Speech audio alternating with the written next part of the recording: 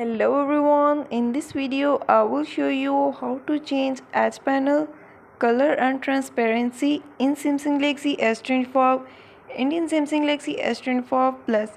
Before starting this video, please subscribe for more videos and watch complete video.